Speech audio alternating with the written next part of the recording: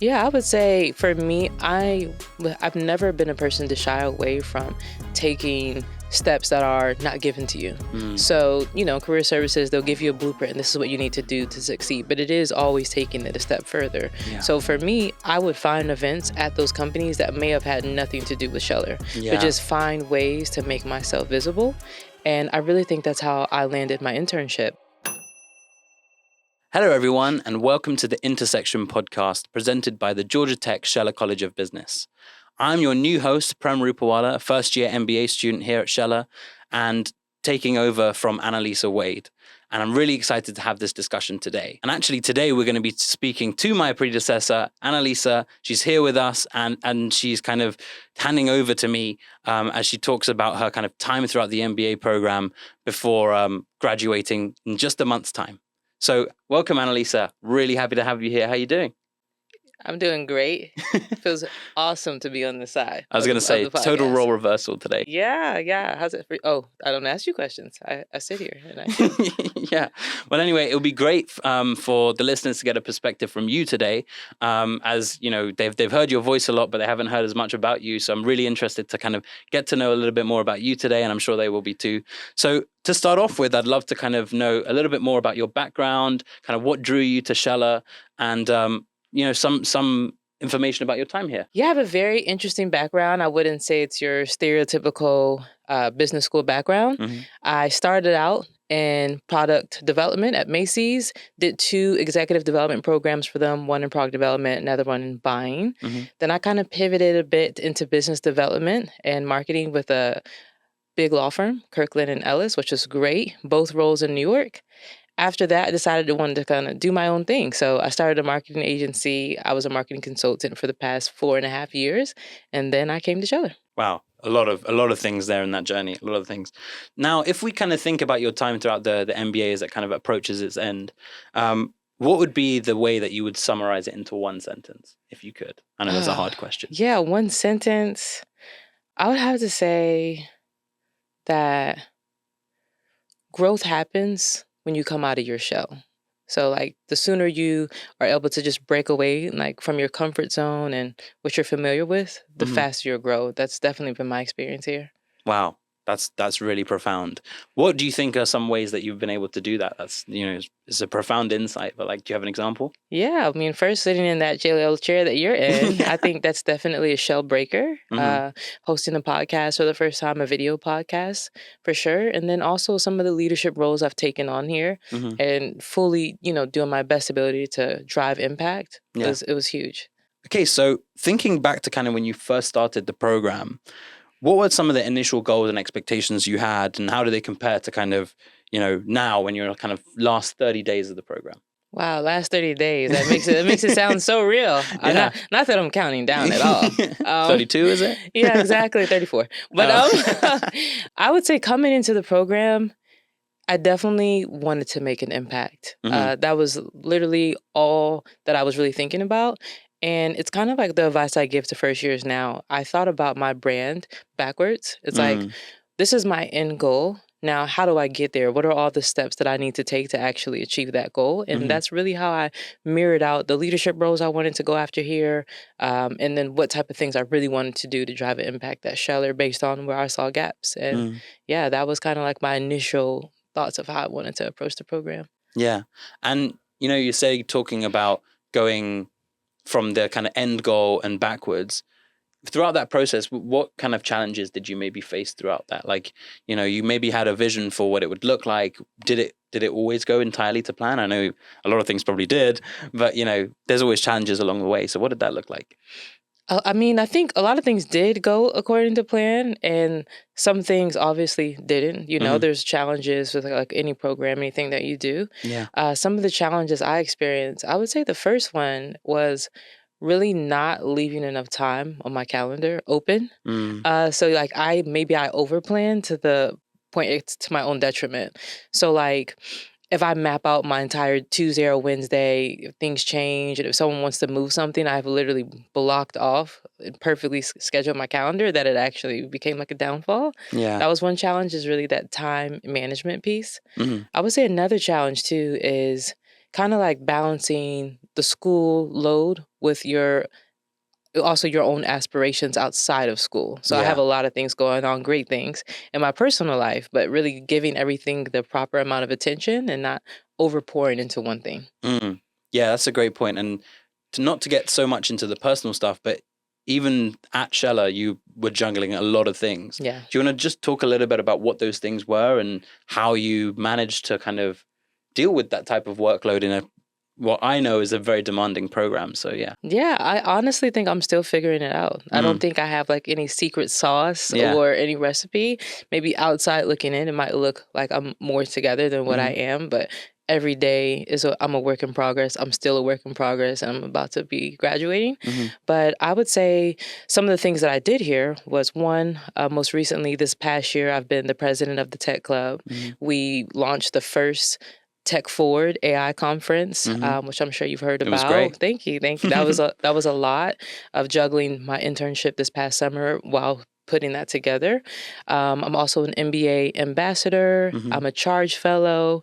I was a part of the pilot for the technology commercialization practicum, an episode we just did, and piloting what that experience would be like. And I'm also in Tiger. Well, I graduated from that, but I was in Tiger. It was just a lot to juggle, but it was all good stuff that taught me really just how to navigate, these different things that I'm interested in and like how to, be great at them, but not just like wipe myself out where I'm burnt out to that degree. Yeah. I think you make a good point about, there's not always a silver bullet. These things can be challenging. But have there been any things that you've been able to like lean on, people that you've been able to lean on to kind of help manage that load? Or have you just been trying to do it kind of mostly yourself? Oh man, the people at Scheller have really shaped my entire journey. I can give a quick story about when I feel like I had reached like rock bottom in the program. So it was my first semester and it was October. October is like grind mode because like August you're just starting, it's like orientation, okay, haha, September, oh, this is real October. It's like you're sinking or you're swimming. So I was doing great. The program was good, but my car had got broken into, and that means that my book bag was taken, my computer, like I lost everything. It was like midterms, and it's the first semester. And I remember leaning on just multiple people here, but career services. Dave Dieters, man. What a man. He's retired now, but I miss him to this day. But I ball out crying in his office just because I was trying to piece together things that were saved locally on my computer. It's midterms. I didn't have anything. And that first semester, there's accounting. I was taking Florence class. Like it was MIR, the really technical classes, and it was tough. But Scheller actually helped me. They gave me a hip pocket fund loan to actually replace my computer. So I was able to get a new computer within like a couple of days. Everyone was just rallying behind me and helping me get it back together. My professors were helpful as well, being understanding to my circumstance, and it all worked out. But that's just a true testament to how the community supports you, even in moments like that. Yeah, awesome. I definitely can kind of echo how much the community here is really supportive. So it's great to hear that, especially in a challenging circumstance like that. That's sorry to hear that happened, but I'm glad you had the support around you, which is, I guess, most important. A question I did want to ask a little bit, as you mentioned career services there, if you could talk a little bit about what that process of recruitment was like. I know as a first year myself, we've just been through this, and a lot of my classmates are still kind of going through that recruitment process for MBA internships. What was your experience like? How did you use career services? And, what was your journey like? Because it's always a tumultuous one. Yeah, that was great. So I had a top 5 companies. And for me, none of them were really in the same industry per se, but I was searching for culture. I was searching for culture, a company that was known for being innovative and where I would really be challenged and learn a lot. So my 5 companies were Bain, Microsoft, Delta, Johnson & Johnson.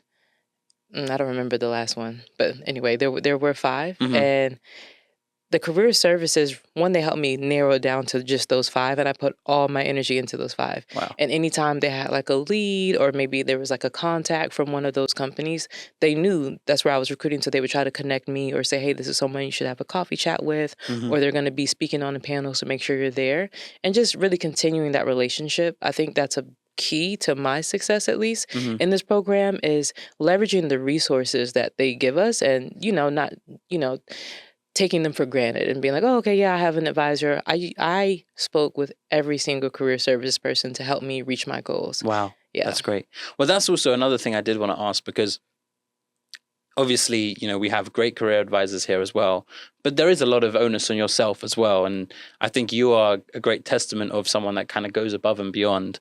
And if you could give some advice to incoming students, first year MBA students currently, I was like, what kind of things can you do to kind of get to your goals? As you said, things went pretty well for you in the end. So, what are the things that you do that maybe you haven't seen everyone do and have been made you successful?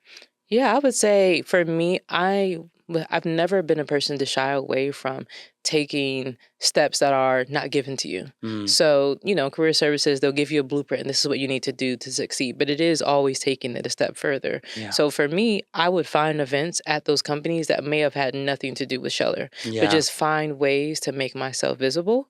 And I really think that's how I landed my internship. I ended up being able to go to a mock interview day at the company. Microsoft. I entered at Microsoft, but I ended up being able to go to a mock interview day at Microsoft, learned about the culture, got to kind of feel it, be in the office.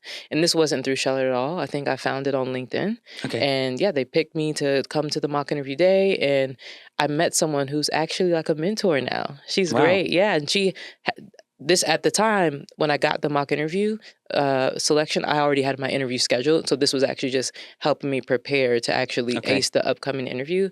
And she just was a rock star. She helped me pretty much from that day on, and she didn't have to. But it's really goes back to taking those steps and finding ways to just make yourself visible during your recruitment process, and not waiting on someone to say, hey, this is what you need to do next. And you just kind of figure out what that looks like for you. Definitely. Yeah, I think that's really, really good advice, because it's always easy to think that, okay, I have an advisor and, things are just going to happen. And as much as they are really helpful, there is a lot of work that you need to do as well. And that's definitely something I know our classes face too. Another question I did want to ask you is kind of just a bit more of a reflective one for you. And you've done so many things throughout the program. What is the proudest moment for you as we kind of wrap up your 2 years? Man, the proudest moment? Oh, man, that's really hard. Yeah. You can give a few. Okay. Because I was going to say, have a few. yeah, there's a couple. I mean, definitely the AI conference. Yeah. I would say that was phenomenal. That's like a top tier one because of how much work I put into actually doing that. But honestly, I can actually break it down to one, and it was being the co-president of the Tech Club. That has been very fruitful because I've been able to kind of steer some people in the right direction when it comes to their internship journey, do some type of events that have been helpful to people when it comes to like their interviews and getting that feedback. I actually got a message today from someone in the Tech Club who's been very active, and they're saying, hey, I finally got my internship today. They're going to a tech company. I think it's a PM role. So those type of messages, it's like, that's the type of impact I wanted to make. It's like not just myself, but helping other people feel like they're achieving what they didn't think could be possible for them. Definitely. That's been really rewarding. That's awesome. That's great to know. I'd love to also know from you, we kind of spoken a little bit about this, but if you could give one piece of advice to the new class that's coming in, or maybe 2 years from now, the class that's coming in, on throughout your journey, what would be a piece of advice that you would give them to make the most out of this program? I would definitely say, don't let fear hold you back from reaching your full potential. Take advantage of everything that's here and just this moment. Say yes. If you're even like have an itch of interest in something, just go do it. Like you never know what that could turn out to be. Like even you sitting here. Like I think that's phenomenal. But yeah, definitely don't let fear stop you from growing. Well, that's a big reason why I'm here. So that makes sense. But I'd also kind of selfishly then, on top of that, now I'm taking over this role from you. what did you kind of gain from this? And I'm just starting this now, and I'm really excited for what it's going to become. But what was the journey like for you when you started taking over this podcast and speaking to all these wonderful people? What was it like for you, and how do you think it's helped you grow? Yeah, I mean, well, first, it wasn't a video podcast when I originally took over, and that's something that we all built together with Scheller's marketing, which was really awesome. And I do have to shout out Mary Beth. Shout out to MB. She designed this amazing studio that we're sitting in, and I saw the entire process. So it's really been fascinating to see something be built versus coming in and it's already built. So I think that part was cool. But I think the biggest thing the podcast gave me is finding other ways to be, I'm going to use this word, but intimate with your cohort and people that you might not ever meet. Yeah. So I was able to meet different faculty members, thought leaders around Atlanta, and really get to know my cohort in a way that you can't really do inside the classroom. So this is like, it's a unique space, and it was really great for me. That's awesome. Well, that's something that I'm really excited for as well. So selfishly, I had to ask that question just to get more insight for myself as well.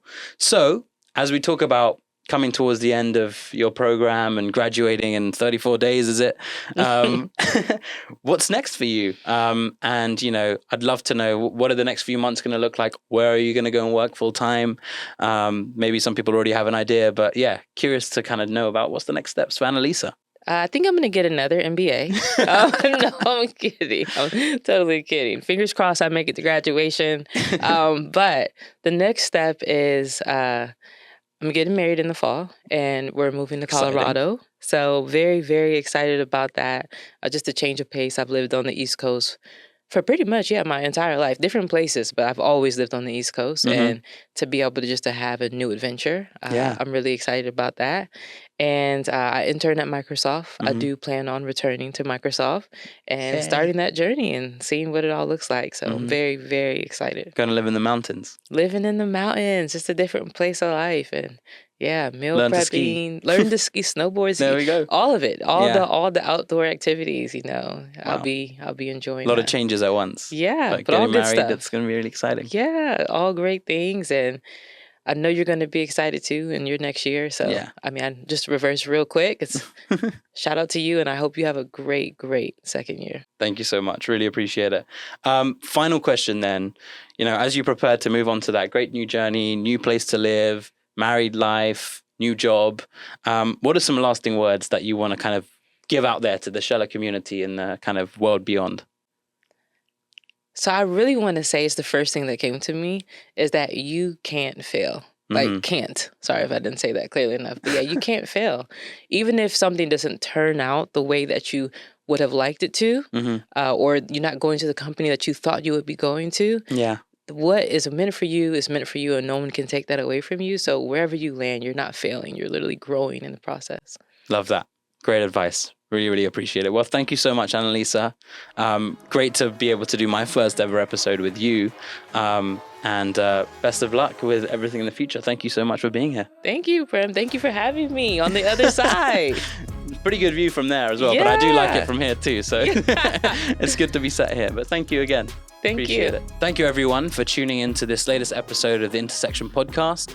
As always, we'd love if you could like, comment, and subscribe on Spotify, Apple, SoundCloud, and YouTube. And we look forward to seeing you in the next one.